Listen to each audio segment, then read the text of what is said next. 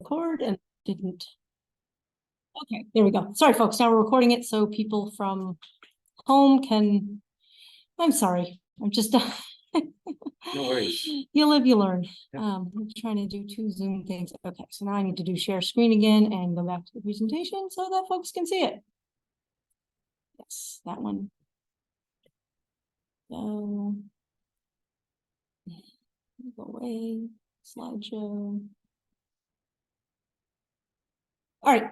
There you go. All Sorry, right, thank you, Stacy. No problem. Apologies. No problem. All right. Yeah, he's got to juggle too because. How's that? Good? Sweet. All right, excellent. So before we actually answer that question, there's some other questions that we have to think about. What is a garden, right? So this is a garden that I've actually taken care of. I've been taking care of it for 13 years. I know that you were a volunteer there back when you were in high school, you said? Yeah, I led tours. Oh, excellent. So this is a garden in Danvers. It's Glen Magna Farms. This garden was laid out in 1889 by Joseph Chamberlain. As you can see, you can just tell that this is a garden. This is also a very formal garden. You can tell there's patterns, straight lines, right? Symmetry, kind of based off Italian and English style designs. But there's more to just gardens than this, right? A Zen garden, for example, it doesn't have any plants whatsoever. Maybe it has some green moss on it, just boulders and rocks, right? But that's considered a garden, right? Anyone here been to the Garden in the Woods in Framingham? Yeah. Beautiful place. That's a garden, right? You're not going to see any straight lines there, but it's made to look very natural, like humans aren't there, but it's a very controlled and manipulated environment. So it is a garden, right? Fenway Park in Boston, that lawn that's there, that's a really hard lawn to take care of, whether you agree with lawns or don't. I would consider that a garden, and I would even make the argument that a national park is a garden, right? Any space where humans are manipulating the environment, I would consider could be considered a garden. So, why am I sitting there? All right, so here's some more questions that we need to ask. This is another perspective of the Chamberlain garden here. Native, invasive, non-native. What do these mean? In this garden, we have all 3 of these in this garden. You can see them all right now. They just jump out at me. I can see them. Right? We have an invasive buckthorn. We have non-native irises. We have some native Joe Pyeweed in there. Right? All these different things. So native, again, is a socially constructed idea. Right? Native plants to some people means that before European arrival, these plants that were growing here in Massachusetts, right? And some people can be very strict with that definition. So for example, if a plant was growing in Connecticut, Rhode Island, Florida, even though it's growing here in the United States, they would not consider it a native plant because it's not growing in the state where you live, right? Other people draw the boundaries a little different and they say New England. So if it grows in Vermont, you can grow it in Massachusetts, it's considered a native. Me, I'm personally a little looser with the definition. And I say if it grows in North America, it's a native plant, right? Some people might not agree with that. But in my personal opinion, I think that indigenous people before European arrival were moving and transporting plants up and down the seacoast, left and right, east coast to west coast for thousands of years. So again, humans, these indigenous people, were actually manipulating the landscape. We consider them pristine forests, but in reality, it was a sophisticated form of forest management that they were doing, right? So our ideas of pristine forest when Europeans came, that it was untouched, isn't true. Invasive plants is essentially the definition of that is a plant that is non-native, usually coming from another country that was brought here for agriculture or commodity or for our pleasure for our gardens, but escaped cultivation, moves into forested areas or natural habitats and outcompetes our native flora, right? So it can cause a lot of harm, economically and also to our local wildlife. And then we have non-native plants, same idea as invasive, except it can escape cultivation or not. But even if it escapes cultivation, it's not a threat to our local wildlife. So a dandelion, for example, some people might consider it a weed because it escapes cultivation. It was brought over here for a food source in medicine by Europeans. It escaped cultivation, but it's not a weed. It's not threatening any of our native flora here in New England or North America. All right, so next slide. All right, so these are some, I love walking around with my wife and taking pictures of plants in downtown Salem. I can't stop, actually, it's a bit of a habit. So this is some plants that just growing around in downtown Salem. Some of these may be invasive, non-native, or native, right? So let's just go through these quickly. First picture, actually, do you mind if you get my pointer, Jessica? Sorry about that. It's in my bag on the left hand pocket. Left other one, yep. Yeah, thanks, sorry. So we have ragweed here. Ragweed, everyone know what ragweed is? Yeah, it's a native plant. Okay, ragweed is native. Thank you so much. So this here is ragweed. It's a native plant, although it can cause a lot of trouble for people. You can get people who suffer from allergies, hay fever. This can be a real problem for fall. It's in bloom right now, but the flowers are green, so you don't really notice the flowers. And what else? Anyone else know what's in bloom right now that gets blamed for ragweed? Yeah.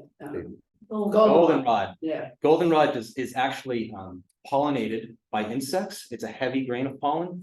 Ragweed is a light pollen, which is transported by the wind. And so pollen that's transported by wind is a thing that gives some people allergies. So depending on the weight of the pollen. So this is what gives people allergies, although it's a native plant, but it can be considered bad, right? So this here is a native plant, although people consider it a weed. This is Virginia copperleaf, also known as three-seeded mercury. If you have a vegetable garden or perennial garden, you're probably pulling this out all the time, although it's a native plant. So this is an example of something that's native, but some people do not want it in their yard. This here is growing across the street from Gulu Cafe. This is butter and eggs. It's called that way because it looks like butter and eggs. I love this plant. This is a non-native plant, escaped cultivation, but it's not a problem. It's not out competing our local wildlife. Some people hate it, but I don't mind it, right? This here is an invasive. This is growing actually down near the Peabody Essex Museum, and this is the tree of heaven. So most people know the tree of heaven. This is just a small sapling. This tree, people really don't like this tree. Some people actually nicknamed it the tree of hell, as opposed to the tree of heaven. People get very emotional about plants. Again, these can be socially constructed ideas. Me personally, sometimes I never have a vendetta against something in nature, right? Even though I'm a gardener, I will remove plants and invasives. I will kill them and remove them, but I never actually blame the plant. I never consider it evil or something like that, or I hate it, right? This plant is native to China, and it does really well in the limestone rocks. This tree would not do well in a typical New England soil, but we changed our environment so much to create urban sprawl. We have cityscapes now. All that cement and concrete has limestone in it, which is mimicking the soils of China. So we actually geoengineered our environment to make it like China. And now we get mad at this tree for something that we kind of did, right? So I am not advocating planting invasive species whatsoever, but I do pose the question. I grew up, as I said, in Salem. This tree here, I remember almost a 60-foot tree on Boston Street when I used to get ice cream at the Dairy Witch. As a kid, I would sit under there for shade. Anyone ever read A Tree Grows in Brooklyn? No, or heard of it? Yeah. That's this tree. It grows and thrives in urban conditions. So what happens is that tree that I loved on Boston Street got cut down. It was replaced with a quote unquote good tree. And an average street tree lives 5 to 10 years. They don't live very long because they planted the wrong tree for the wrong site. I'm not saying we should plant tree heaven, but maybe we should let it be. It's sequestering carbon. It's producing oxygen. You don't have to water it. You don't have to fertilize it. When it dies of natural causes, replace it with a great native tree and take care of it. So that's just a question I'm posing. It's not necessarily an opinion. We'll move on. This is pineapple weed. This was brought over by Europeans Europeans for medicine. It tastes a lot like chamomile, has calming effects. This is go down Derby Wharf, and it's a lawn of pineapple weed everywhere. And it's called that way because they look like little pineapples and make a good refreshing tea. This here is broadleaf plantain. This was also brought over by Europeans for a source of medicine. It is a non-native plant. Oh, and the pineapple weed is a non-native plant too, non-invasive. This plantain is non-native, but non-invasive. Indigenous people call this the white man's footprint. They call it that because when the Europeans were coming here with horses and heavy equipment, this plant would grow, right? It thrives in compacted soil. So if you see this plant growing in your yard or your lawn, it probably means you have compacted soil, right? So our garden can teach us things. This here is a really cool plant. It's a non-native, but not invasive. It's called hairy galansoga. Anyone ever hear of that? It's one of the few weeds or non-native plants that we have that is native to Latin America. Most of our non-native plants come from Asia or Europe. This is maybe one or two that actually come. I'm not sure of the other one. I believe there's only one or two that actually come from Latin America. All right. Switch. All right, so let's get into some like actual bad. So bittersweet, Oriental bittersweet, it was brought over in the 1800s simply for creating beauty in our gardens. They do have very beautiful berries. Unfortunately, it can be very destructive and cause millions of dollars in damage to our infrastructure, taking down power lines. You can see here bittersweet growing up these dead ash trees. If one of these trees fell down, because it's all intertwined with this vine, with bittersweet, all the trees fall down, right? So it can cause a lot of damage. It can also strangle trees. You can see this vine growing up this maple tree. It can girdle the stem and prevent water from going up into the tree or nutrients.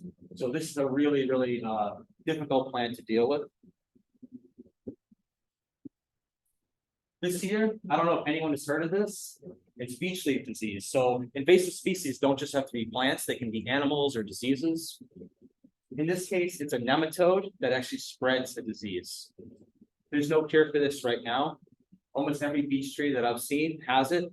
It's a tree killer, and there's not really a known cure for it, although there are some possible things that might be able to help with kind of curb some of the decline until they do find a cure for it. This is what it's going to look like. So if you start seeing these black stripings on the beech leaf, it means your beech tree has it.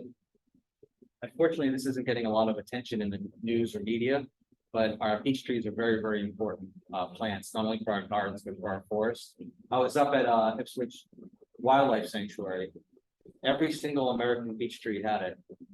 It's impossible to spray the forest to treat this. So I hope there's some kind of cure, some kind of natural predator moves in soon. But sometimes these invasive species can be really bad.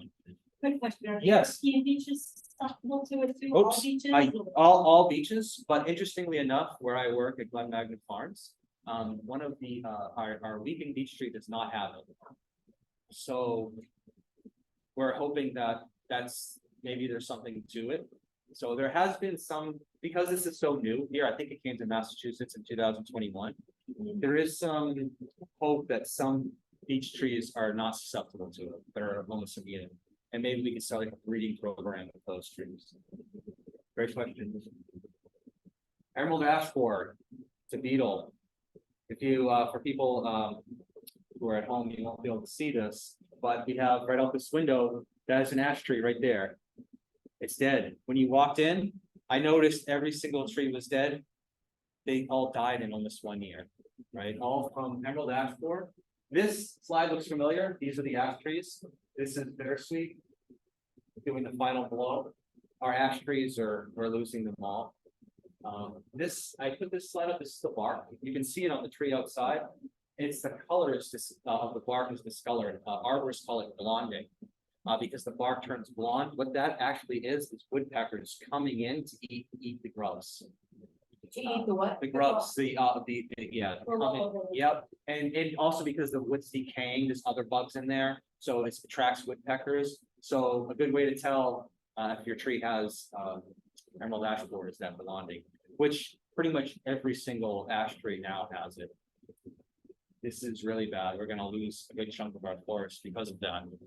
You can treat for it, but only like in the very early stages. Yeah. Problem is that you don't know you don't relax Yeah. until your trees start growing Yeah. like that. So it's, they did treat the big multi-stem one kind of at the top of the pool area here. But obviously. Yeah. There's also a lot of other problems with ash trees as well. First of all, you can't necessarily treat all the ones in the forest, right? You can treat the ones in garden or park settings, but you're not gonna be able to treat the forest unless it was a massive economic undertaking where our society collectively decided to save the ash trees or the beech trees. But it's not gonna happen. Also, there's another disease that's been around for a couple of decades now called ash yellows, and it's actually a virus. Ash trees get it because ash trees have been weakened because they can't deal with urban stress. I call it people pressure disease. So what ends up happening is that certain trees cannot deal with urban sprawl. They can't deal with the salt spray. They can't deal with the compaction.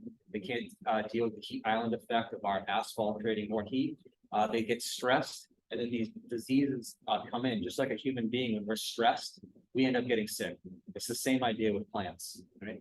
So just gonna move on. Just want to talk a little bit about lawns because that's kind of a big deal nowadays. However your opinion is about them. I do, as I said in the beginning, feel that they are part of the garden and they have a place, but they can be problematic. A lawn is non-native, so the turf grass that we sell, which is the largest crop in the United States, is non-native.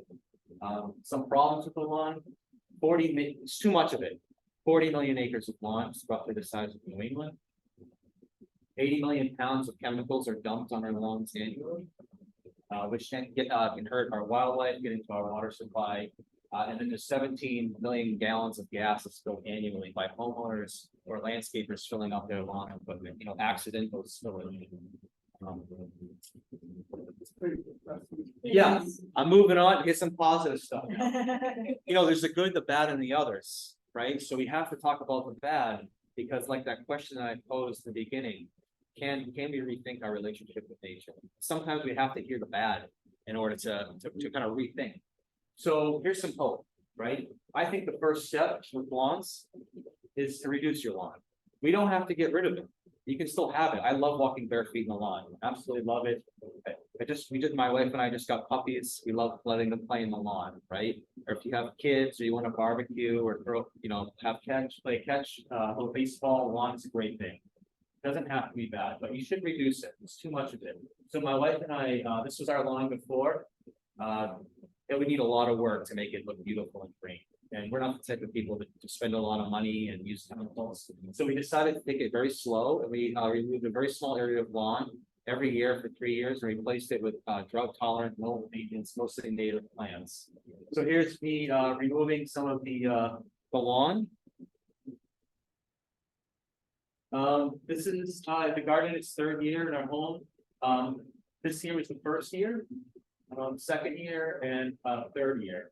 And just that small area it's incredible the amount of life that has come. We see pollinators and insects that we've never seen before. We have very beautiful birds that come and visit, little grasshoppers. And before it was basically sterile. It was no life whatsoever.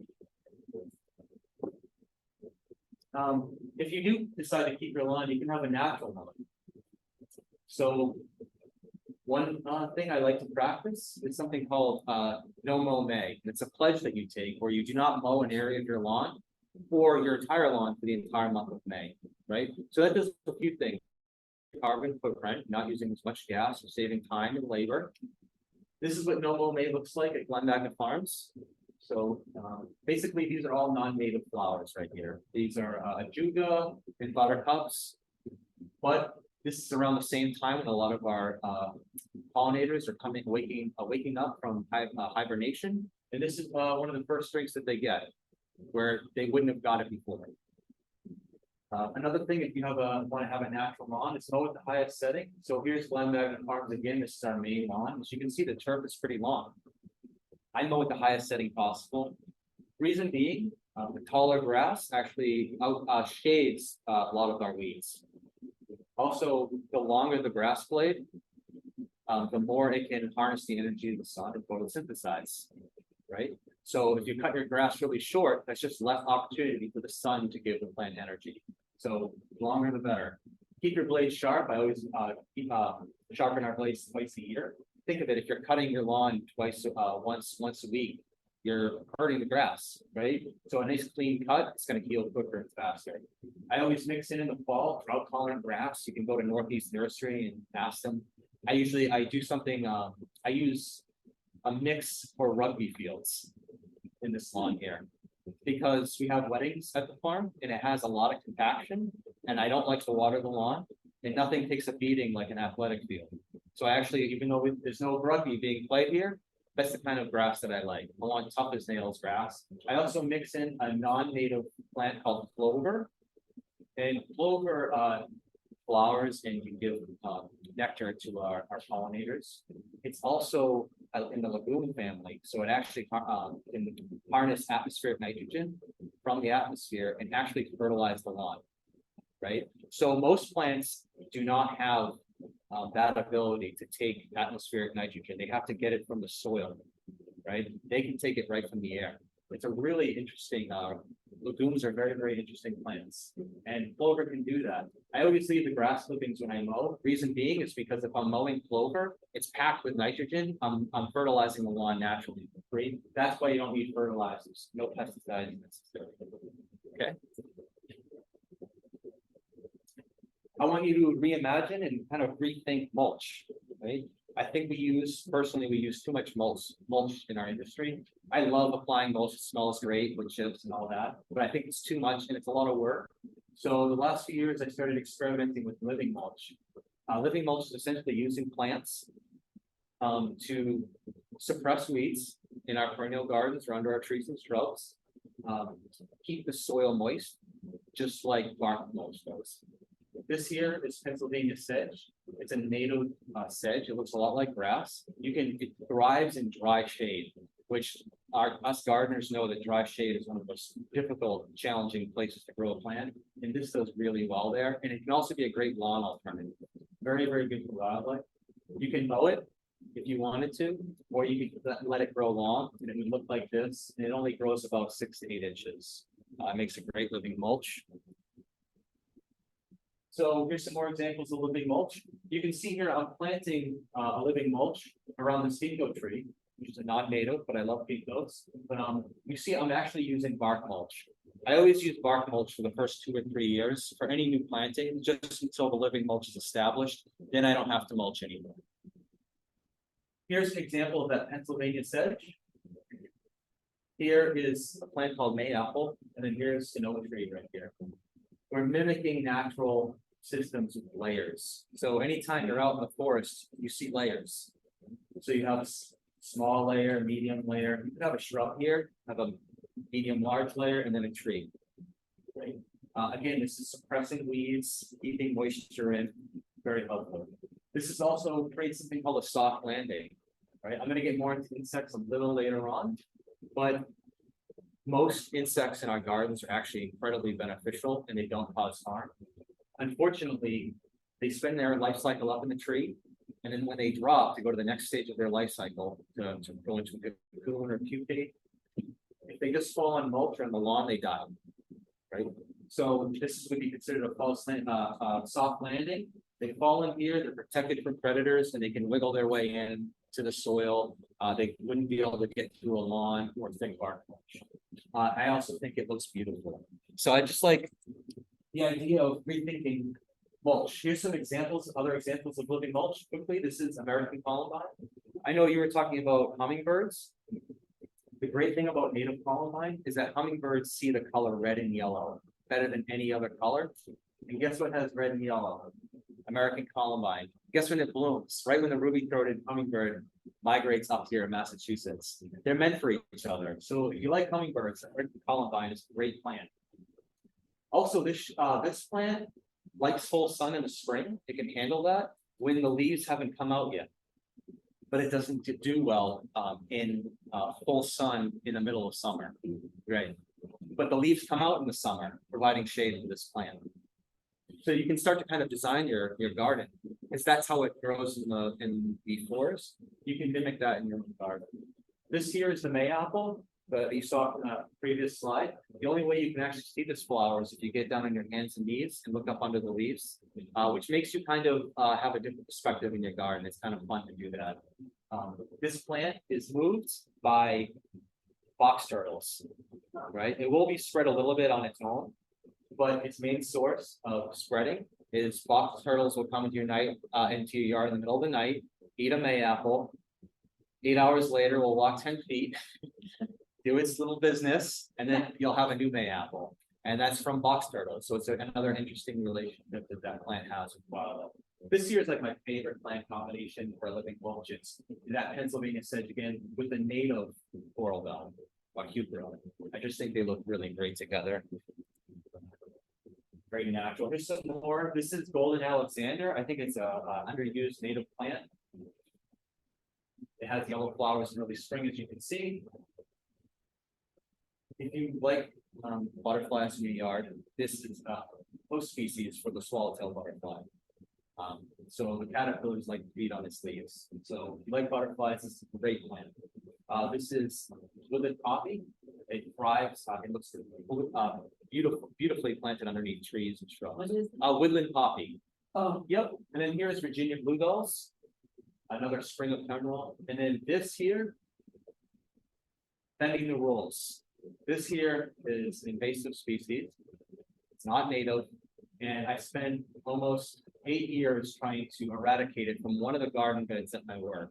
And I failed. I couldn't do it. It's called goutweed.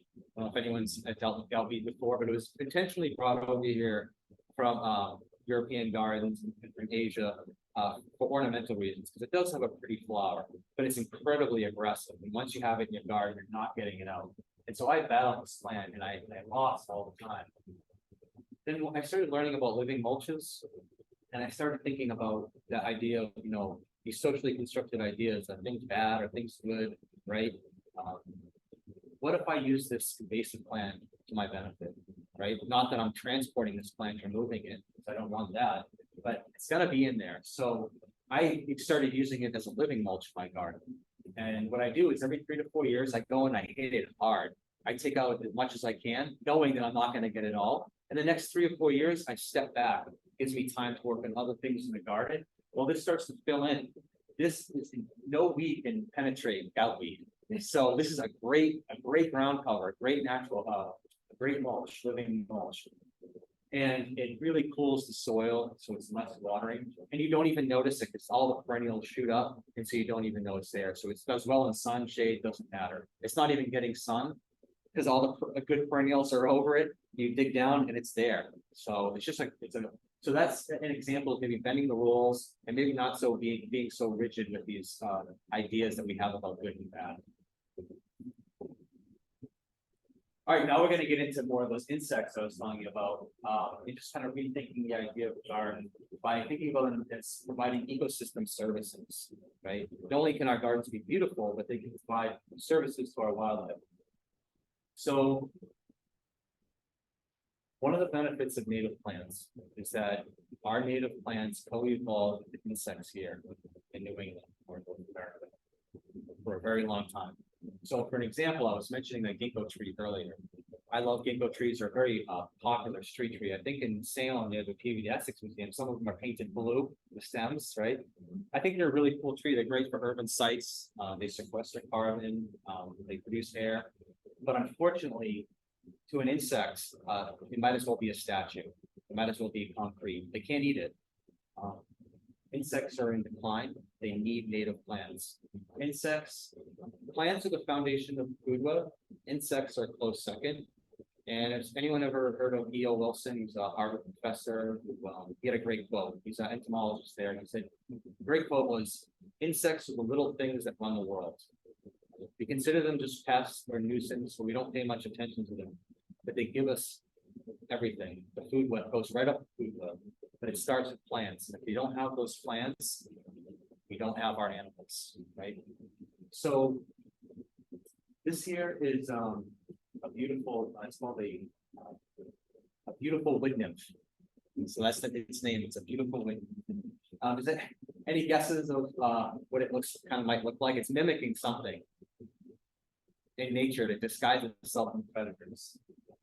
Oh, yeah, That's. yes. Bird droppings. It actually mimics itself to look like little bird droppings on the plant. And it's called a beautiful woodland. If you want those in your yard, you can plant native plants. Monarch caterpillar, milkweed, obviously. You will get these. This is the Virginia creeper seed moth. So instead of growing bittersweet or wisteria vine, you can grow Virginia creeper. It's a native vine, and you will get this moth in your yard.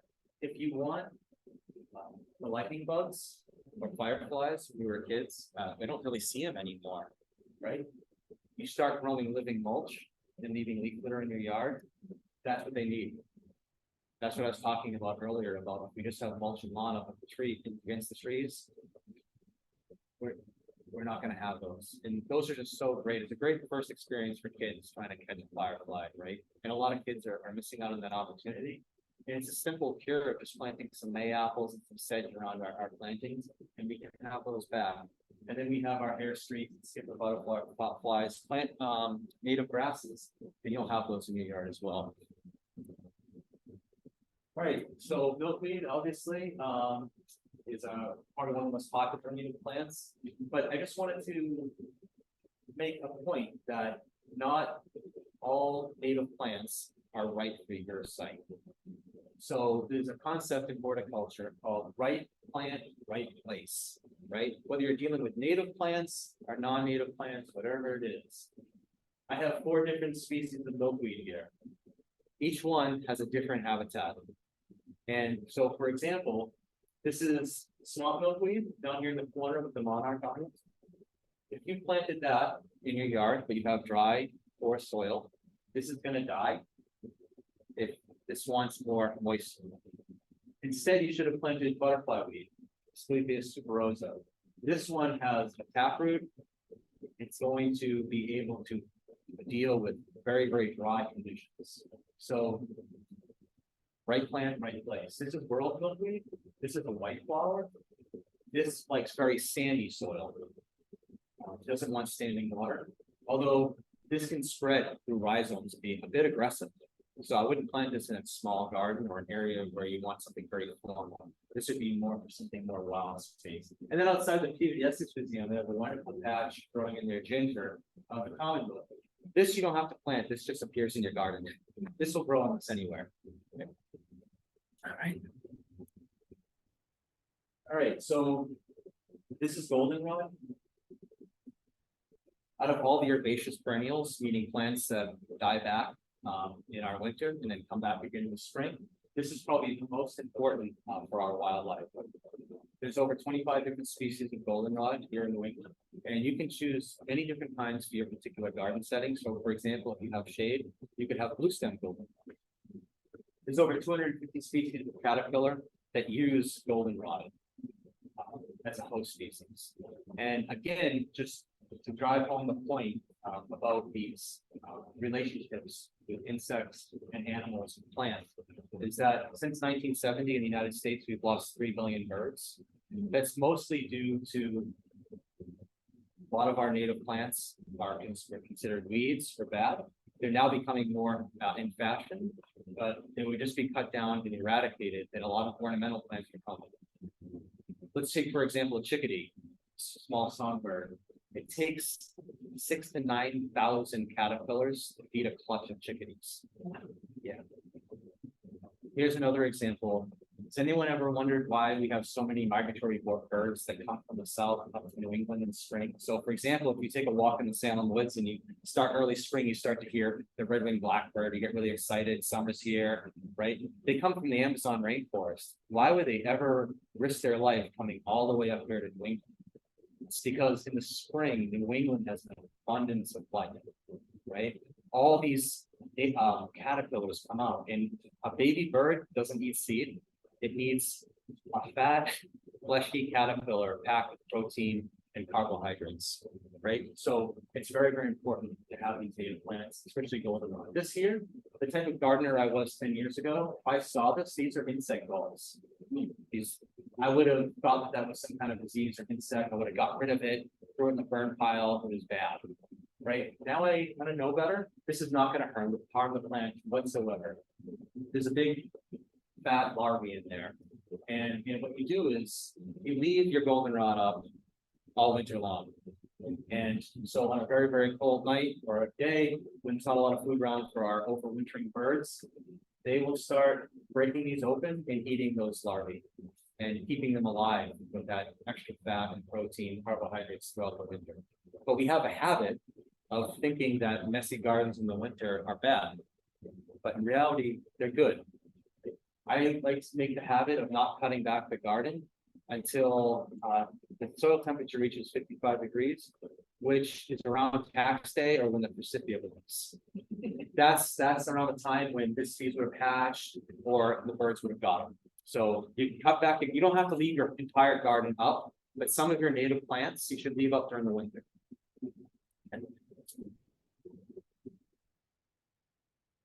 Oops. All right, some more native plants. This is bee balm. Most of you are familiar with this one right here. This is the one. Diddy balm is the species. This is the one that you would get at Home Depot or Lowe's or your local nursery. This is a native plant to North America, but not native to New England. Okay, it's native to the southern parts of the United States. It's a beautiful plant, but it does really well in rich organic soils, moisture loving. So it'd be these red balms right here. This plant right here, though, has anyone seen this one? This type of bee balm? This is called spotted bee balm. This is the one that's actually native to Massachusetts, but you can't buy it in Massachusetts. You know who has it? Swampscott Conservancy. I just Oh. got some from them. That's really wonderful news. I'm really glad that that's Yeah. starting to happen because you usually have to go out of state to get this plant. So this is a wonderful plant. It's short-lived perennial. It will reseed though, and it doesn't reseed aggressively. So we'll come back year after year. It might live 1 to 2 years. It looks like something from a Dr. Seuss story. Birds love the seeds in the winter. This is unlike the other bee balm that I just talked about. This would actually thrive in a hot, dry, gritty soil, very poor soil. It wouldn't do well in a rich organic soil. A lot of our native plants actually do not prefer our stereotypical idea of garden soil where it's rich in organic matter. They tend to get too big and flop over. So a lot of our native plants want native soil. Like they don't want our altered soil. We're adding compost and manure. This plant here is another native one here in Massachusetts. This is a common bee balm. This one gets quite tall. This is in our front yard. I've never seen one that big before, actually.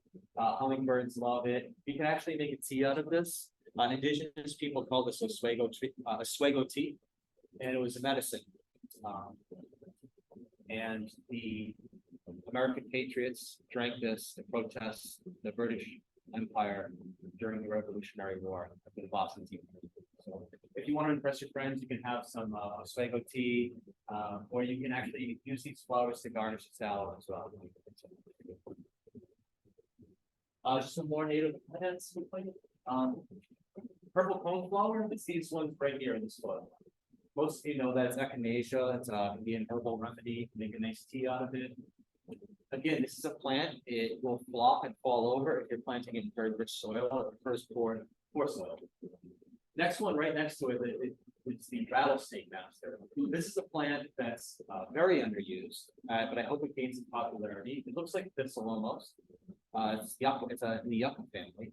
So that kind of gives you a hint that it likes dry soil. It has a taproot as tall as me, 5 to 6 feet. So that means that I can really, really reach down and get a drink of water at real times of stress and drought. Also, just a little side note on this plant, the oldest shoe footwear found in North America was 5,000 years old from an indigenous person made by the leaves of rattlesnake master. Kind of cool. Little side note. This here could be possibly my favorite. I don't know, maybe my favorite. It is my favorite this week. Mountain mint. Anyone hear of mountain mint before? There's a few different species of mountain mint. This is native right here in New England. It's not a true mint, it's a pycanthemum, but it smells very minty. It's not known for its flowers. You can kind of see the flowers here. There's small white pink flowers, but what it's known for is these silver bracts. And as you can see in this photo here on the left, I have it planted all throughout my perennial garden here. In garden design, it's called drifts. And basically what that does, it pleases the human eye by creating continuity throughout the garden. It's kind of a living mulch in a way because no weed is going through the space of the mountain. It spreads, but not aggressively. Rabbits and deer, I very rarely will say this, but rabbits and deer, I've never seen them touch this plant. And I tend to plant it near things that rabbits and deer like, and it kind of acts as a little buffer. It's an all-around great plant. This is cup plant.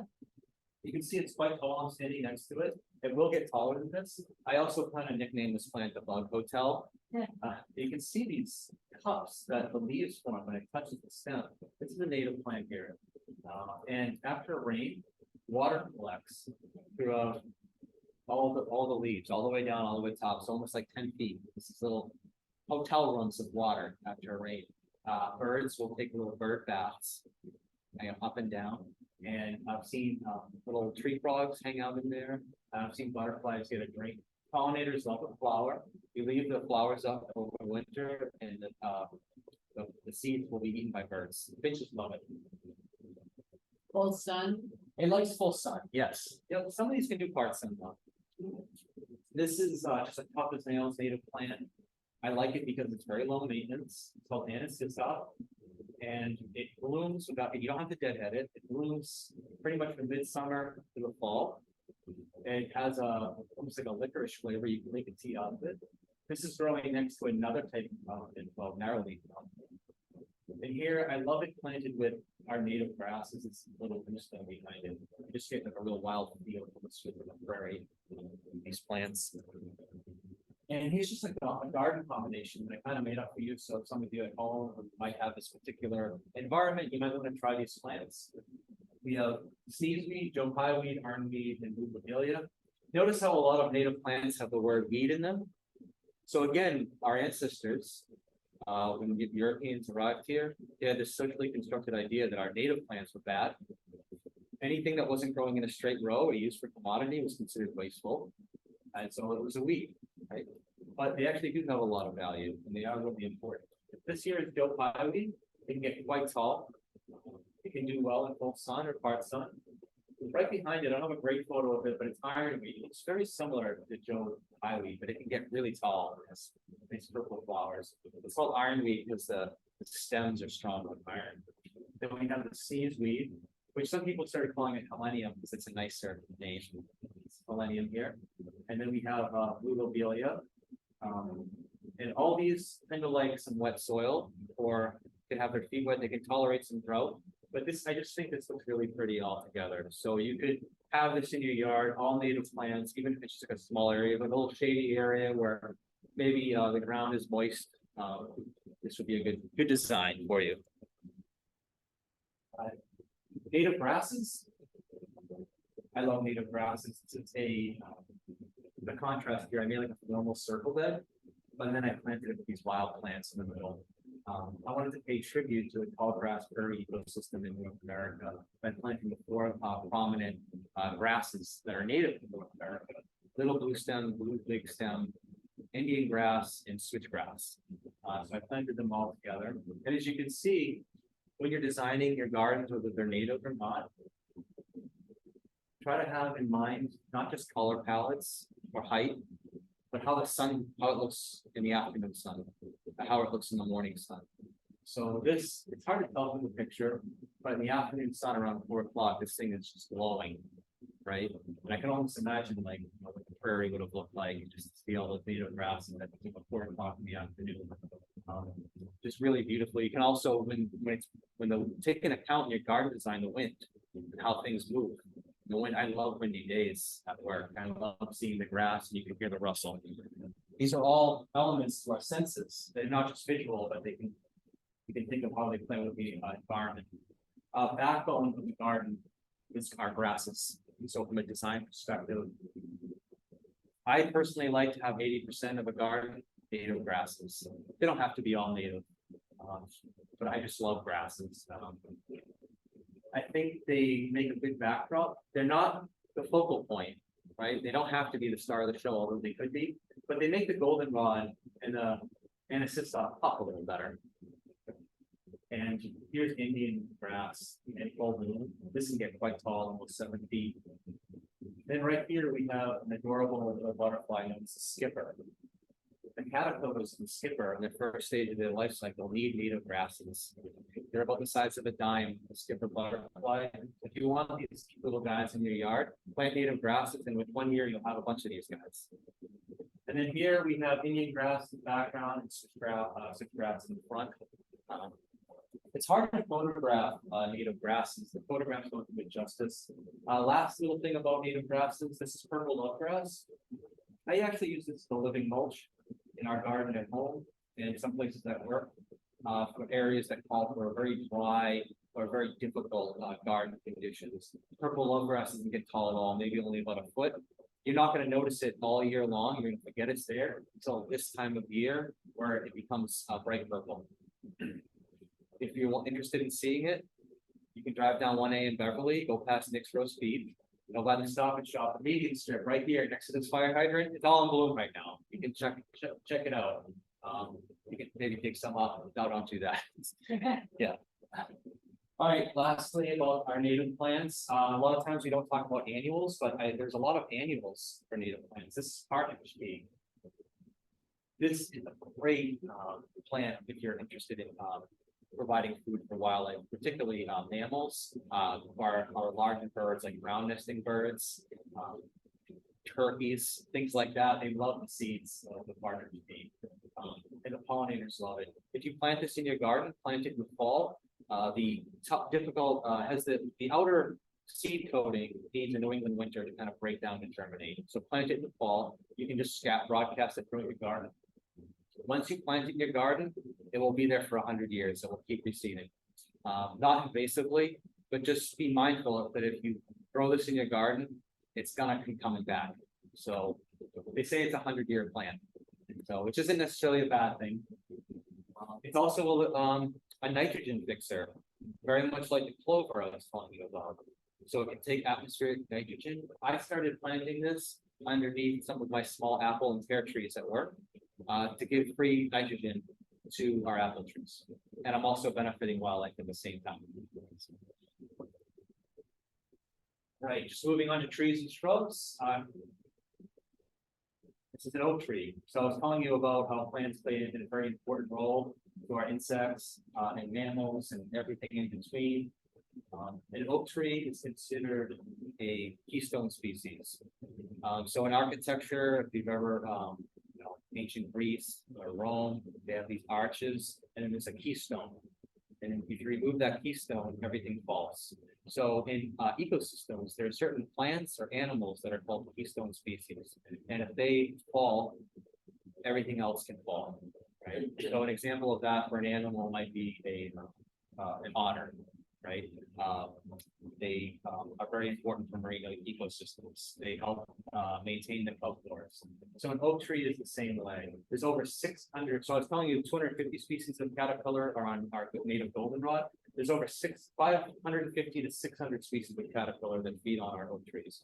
They don't cause damage. You're not going to notice it. They're not pests. But again, they're feeding all our native plants. I put a blue jay next to it. That's important because blue jay, for every oak tree that you see when you're walking around the town, park, forest, 1 out of 3 oaks that you see was planted by a blue jay. Blue jays are responsible for many of our forests here in New England. They have a very interesting relationship that goes back 60 million years, where oak trees are actually from South America. They actually are a tropical tree. Jays are in the corvid family. So jays, the corvids started moving up as climate shifted. And as they did that, they were bringing the oaks right along with them. Right. So it brought the oak tree out of its domain down in South America and spread it throughout the world. Right. So in a way, they are like gardeners, right? They're manipulating their environment. They might not even know it. Can you imagine the brain power that it takes to take 1,000? They can take 1,000 acorns, just hide them in the forest, go back to them later, 3, 4, 5 months later, find them and eat them. About 5 or 10% they forget where they are. Understandable, and that's when the oak tree goes, right? But it's just the brain power for such a small, when you say bird brain, you know, I think they're pretty smart to be able to do that. All right, here's bayberry. If you're living, so if you're living in Salem, in a particularly urban environment that gets a lot of road salt, this is a plant for you. This bayberry is adapted to salt spray from the ocean, so it can take road salt. Right, so this would be a good plant to plant near a driveway or a street. It has these beautiful berries that the birds love. I have a living mulch with mountain mint around it because sometimes rabbits can bother it, but I plant mountain mint around it and the rabbits don't seem to bother it. Also, the mountain mint is silver and the berries are too, so it's kind of a neat design. Here's another garden idea for shrubs. Much like I was showing you with the sneeze weed and the pieweed. You can have your own native shrub garden that's not only beautiful and pleasing for you and your neighbors, but it can also help your environment. So this plant right here is called spice bush, also known as forsythia forest. You can go to Appleton Farms in Ipswich and see it in early spring. It lights up our forest here with one of the first plants, native plants to bloom. So our emerging pollinators in early spring, this is the first feed they get. It's very beautiful flowers. Also, it's a red berry in the fall. It's also a host species for black swallowtail butterfly. Second, you have summer sweet. So if you were walking in the Salem woods 2 weeks ago, you would have smelled this beautiful smell and saw these beautiful flowers, and that's this summer sweet. Because it helps with our pollinators in the summer. In the fall, what you have blooming is witch hazel. It's the last thing to bloom here in New England native plant. So it's giving before our pollinators go into hibernation, they're getting their last drink. This will bloom from September to sometimes November, depending on the weather. Lastly, we have winterberry. This will have berries almost all winter. They look beautiful against white snow. Birds love it. And as you can see, not only are we helping wildlife, but us humans are getting visual beauty all year round. And all these plants are cup and tails. Most of these will tolerate full sun or full shade. Some of them, once established, can handle drought or having their feet wet. Right? If you have a space, you can grow these underneath an oak tree, right? So now you're creating that layer. So you have an oak tree, you have your shrub garden, and then you have your mayapple, and then you have your Pennsylvania sedge, and you're all set. Some non-natives, but they're not invasive. Dahlias are awesome. I love dahlias. They're sustainable. They're annuals, but you can actually dig them up after first New England frost, store them in your basement, have them again. They make a bold statement in your garden. You know, they make a big pop. They're letting your neighbors know that if you have a wildlife garden, that hey, this is a garden, right? Sometimes we call it a cue to care horticulture. We're letting our neighbors know if you have a wildlife garden. They sometimes have the reputation of being messy, but if you have a few dahlias in there, you're letting them know that no, this is actually a garden. I love it planted with native grasses. This dahlia is called David Howard, and it's planted behind a big blue stem native grass, which turns red in the fall. It's giving you constant color of blooms from summer all the way into fall. Here's some more dahlias in the fall. You can see you got all the fall foliage here behind it, but they're still kicking. Some non-native garden plants that I think look great together. All these are going to do good in full sun and dry or sandy soil or rough, maybe even compacted soil. All these plants are going to do pretty well. This first picture, we have peonies at the top. Who doesn't love a peony, right? They're an old-fashioned favorite and very drought tolerant. Throw it next to catnip. And catnip is one of my favorite non-natives. It has a beautiful bloom in early spring. Cats also love it. Pollinators love it. After it's done blooming, you can cut it back and you'll get a second rebloom in the late summer, early fall. And then you have yarrow right here. This one is a cultivar called moonshine. Next picture here, we have something very simple. Most of us have probably grown this. This is thyme. It's a beautiful herb, but if you're not cutting it back to use for pollinating purposes, it has a beautiful flower that helps pollinators. Throw it next to the common dusty miller. It looks nice together. Next picture here, we have an ornamental chamomile next to rose campion, also known as lignets. I don't know if you're starting to notice a theme here, but if you see silver or fuzzy foliage, it usually means it's drought tolerant, right? So that's an adaptation that some plants have made to preserve water in its tissue. This is a daylily planted with native grasses. I like planting daylilies with native grasses because after the daylily is finished blooming, the foliage of the daylily kind of resembles grass, kind of blends in. Last, we have another grass, the non-native grass. This is a Japanese mountain grass. Right in front of it is another culinary plant. This is oregano. I love the flower of oregano. The pollinators do too. And you can sip off the leaves and throw it in your pizza. All right, right towards the end here, I just have to talk a little bit about daylilies. I think daylilies get a bit of a bad rap. I think people think that they're overused and they're just simple plants, and I think we take them for granted. I think they absolutely have a place in our landscape. They're incredibly drought tolerant. The butterflies love the flowers, and what I use daylilies for is right here. I have a patch of milkweed. It's not in bloom yet. Right in front of it, the daylily is in bloom. Right here, we have baptisia, just finished blooming, had beautiful purple blue flowers. It finished flowering, nothing's happening in the garden, but this daylily is blooming. Right, so when there's a lull in the garden, daylilies fill that void. So they can be a nice kind of segue as the garden's changing throughout the season. They're also really important plants culturally in Asian countries. They've been grown traditionally for food and medicine. Almost every part of this plant is medical. Just be careful. Yes. I had someone dig up and eat some of my daylily too. Oh, no. And he told me, well, it's amazing what the human body can purge when it doesn't. Yeah, definitely always, talk to your doctor first. All right, so can we have a new relationship with our gardens and our green space? I think every single person at home or in this room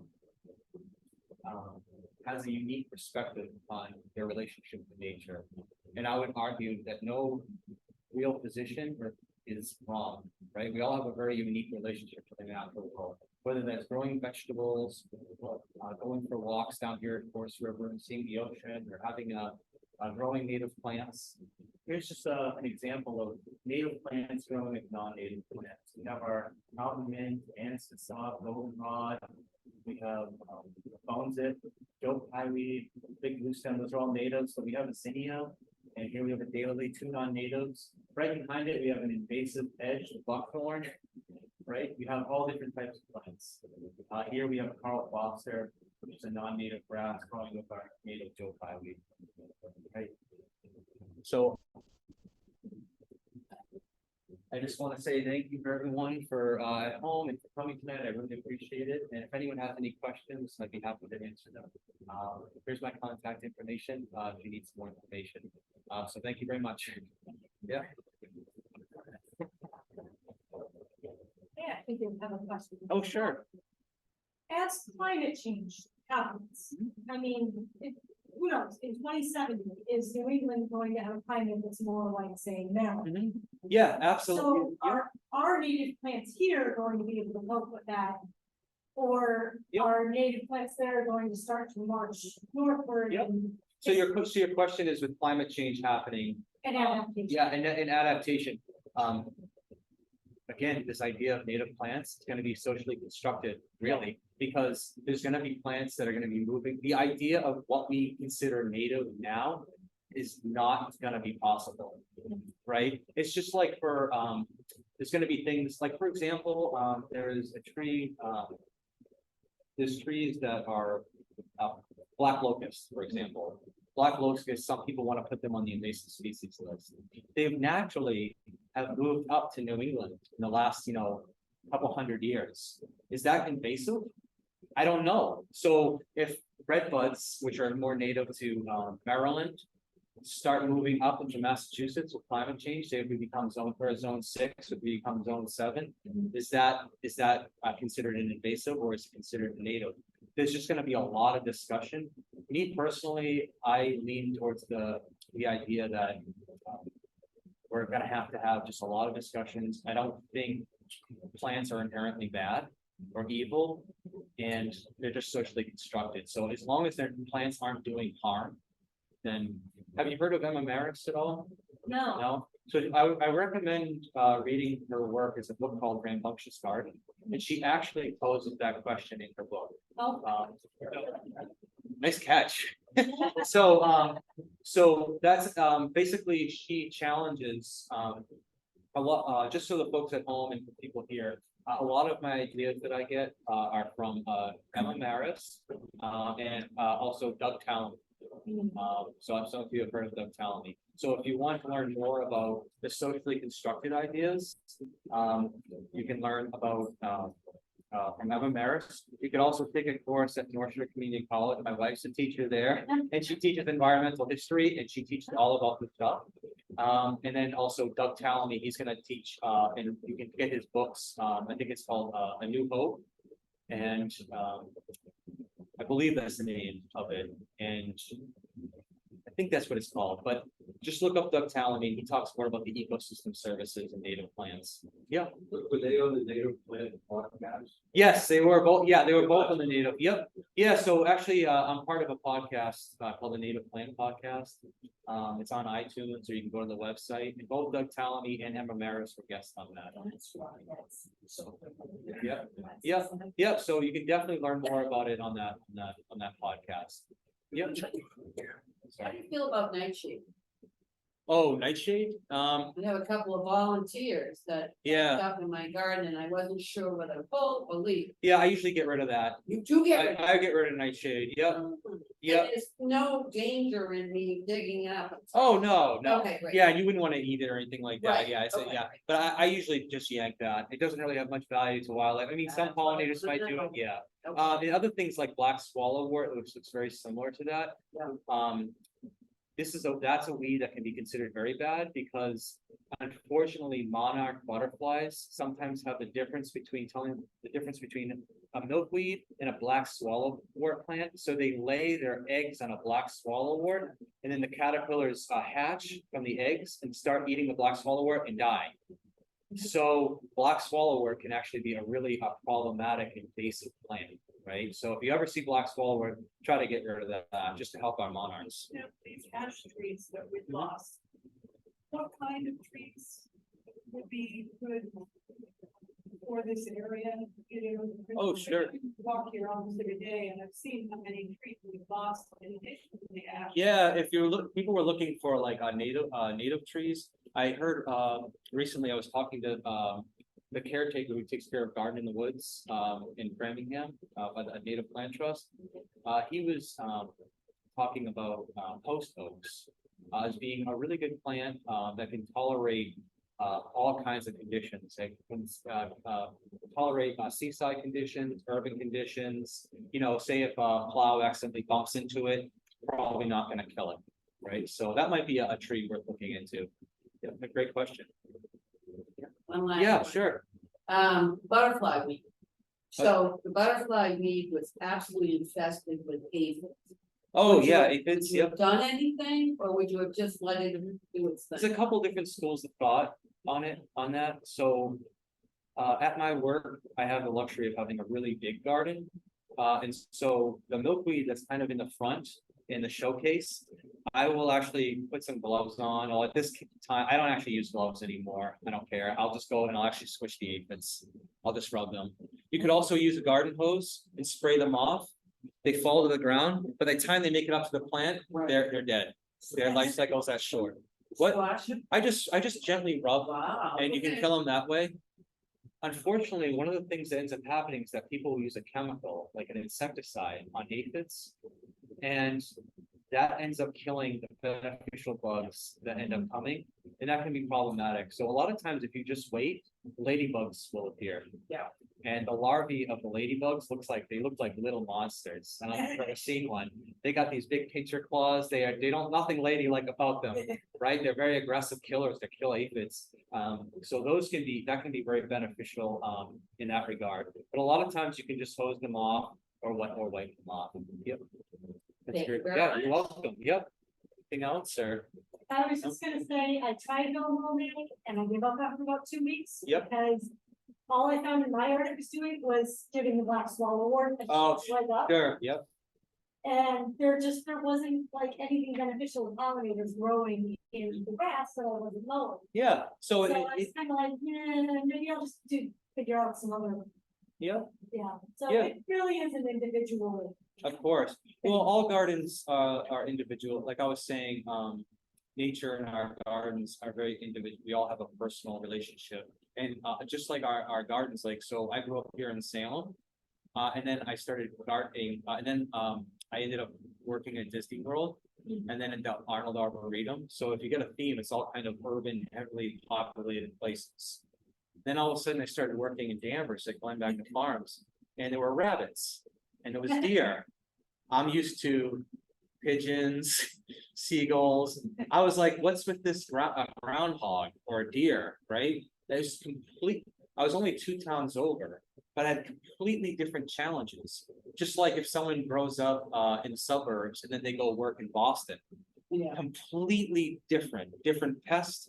One of when I worked at Disney World and I was being trained there, they would ask us, what disease or pest is this? And we would name all these pests because we're studying. And he was like, no, it's Slavis americanus. Like, what's that? And he was like, people who are compulsive waiting in line, who sit there and compulsively, waiting in line to go on the ride. And they would just sit there and rip the plants apart. Oh, geez. And that was one of the biggest causes of damage to our plants. And it always happened where lines were. And so that was a completely different. And then another thing, downtown Danvers, there was a woman who would scratch our trees compulsively. Yep. So it was people pressure or kids carving in trees, right? So sometimes you have people that just like to play with plants, and it can be a real problem. So, and then you might have a lawn, maybe particularly where you are for whatever reason, you have a particular weed in there that's invasive, and maybe no mow doesn't work for you, and that's okay. But maybe you can have more of a natural lawn. So maybe you're mowing, but you're not using fertilizers. So there's always compromises. So for example, I always tell people, you don't have to do no mow on your entire lawn. Maybe there's just like a little area where there's no black swallowboard. At Glen Magna, I actually keep, I do no mow actually the whole year, and then I mow it following spring. I keep a little patch, and it's interesting just seeing what pops up. Sometimes it's bad things, sometimes it's good things.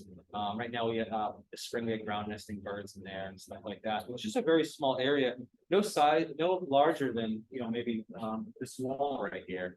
It's just, it produced so much life. So, yeah, anything else or? Well, I gave you my email, and my email's up here, social media. You can check out the Native Plant podcast. Definitely reach out, and thank you so much. And thank you, Stacey, Thank for putting this on. you. Yeah. Thank you. Yeah. Appreciate it. Yeah, thank you, Salem, Access TV. Right. Yeah, thank you. everyone for Yeah, coming. yeah, thank you at home. Yeah, thank So you. Not only check out the poll, but Oh, yeah. also the location. Oh, I heard a lot. Done Yeah. over there. Yes, I heard that was really good. Love it. Yeah. So don't forget. that. Sure, thank you so much. Thank you. Yeah, keep in touch. Yeah. All right, I'll see you later. Yeah. Bye. Thank you. Matt, what was Doug Tallamy and what was the other author? Oh, Emma Maris. And they were both on the podcast, if you're interested in the Okay, native plant. someone was asking what are your top 2 current recommendations? Oh, for yeah. books? Oh, yeah. Is there any, So sorry. I just told her Yeah. the authors, oh, great. Doug Tallamy and Emma Maris. Yeah, excellent. And it looks like, thank you. If you're around Saturday, we are planting native plants at Winter Island from 9 to 11. Oh, okay. If you're there, okay? 9 to 11. I Yes. think I'm friends with, I have his number. I Yeah, can you, check. yeah, Any other all right. questions on there? I think that's it. Maria right. Connell just said thank you. Yeah. So we appreciate it. Thanks, Steve. Yeah. Do you need help you. breaking down? I'm happy to help you out. I think I'm it around. should be You can good. bring the I mean, things to your car. I if can you, move the tables back and. that would actually be awesome. Yeah, I can Yeah, and absolutely do I'll that. be shutting things off. Yeah, I'm yeah. gonna end this. So thank you all for joining us now, and I will make this recording available as well.